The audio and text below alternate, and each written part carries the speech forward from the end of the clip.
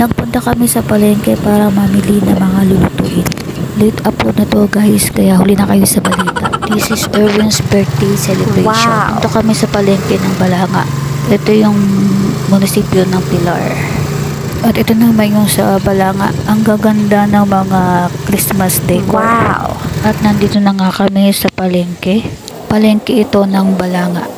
Namili siya ng mga pampulutan at mga sahog sa mga ihahanda niya. Nakabili na kami ng mga kakailanganin at ngayon papauwi na kami para makapagluto na ng maaga. Wow! Direct na yung araw. Alis talaga ng oras. At ito na nga, inihahanda na namin yung mga gagamitin sa pagluluto. Naghiwa-hiwa na sila ng mga sibuyas at saka bawang, pati mga atay, balon-balunan at laman loob ng baboy. At ako naman ay mag-i-start na maghiwa ng mga karot, sibuyas, labanos at red bell pepper. Nilagyan ko ng transition para magandang-ganda naman tingnan. Kaya gandang tingnan ang mga gulay kapag ito ay sariwa. Eat vegetable regularly. Haha. At pati paghihiwa ko ay binidyohan ko na rin para pandagdag din sa aking content.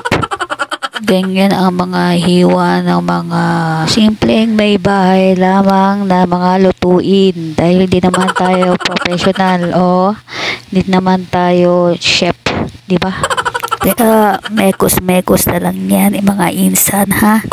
Nas forward ko na lang yung mga hihiwain kasi napakarami talaga. Kasi iniisa-isa ko talaga yung mga hihiwain kasi maliliit na piraso ang mga hihiwain talaga. Ha? Ano daw? Yung sibuyas nga, ang dami kong hinihiwa na sibuyas pinipilit ko na lang nahiwain kasi ang sakit sa mata. Daming mga reklamo, bakit naghihiwa ka pa? Syempre, for the pulutan syempre.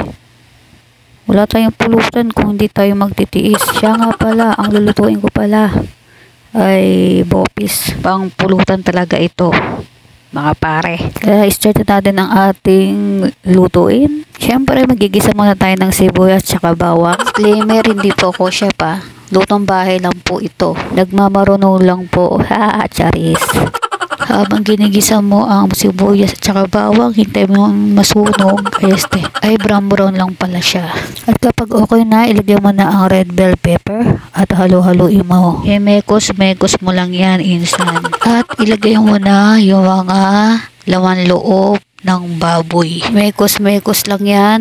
Mekos-mekos hanggang sa halo na ang mga ingredients. Halu-haluin at maglagay na ng mga pampalasa, mga seasoning para magkalasa ang ating bopis. Mekos-mekos at ilagay na ang karot at yung buti, labanos, mustasa. Haha.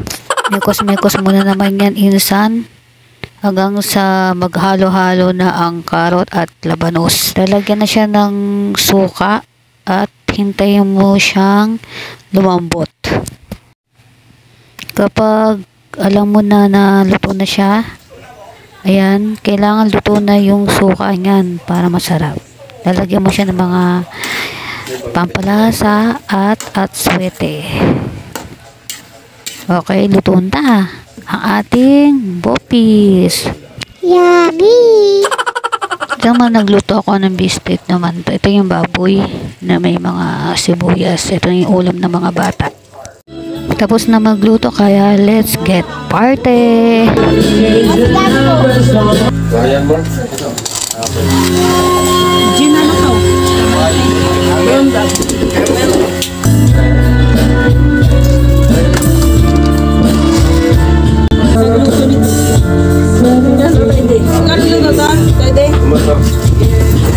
Ano nasa mare? Ito picture-picture, yung mga kumpare, mga tropa, ng aking asawa, mga kaibigan. Maraming salamat sa pagpunta. Freestyle yan. Salamat sa lahat ng aking ako ay break it down. Hindi ko alam. Ito nga pala si Betong na mahilig kumain ng totong. Nakita ko si Alma kumakain ng talong. Mahina na daw may pag-gigibet. Oo, mahina na yung mic. Hindi, papalit na ng battery. Papalit na ng battery. Tanong ka, bakit pila yung motor mo? Kaya ayaw manda. Malamang bali ang langis. Saan pala ng motor dyan? Nandyan. Sarap. Ayaw manda. Ayusin mo. Huwag mo masyadong paiyakin, idol.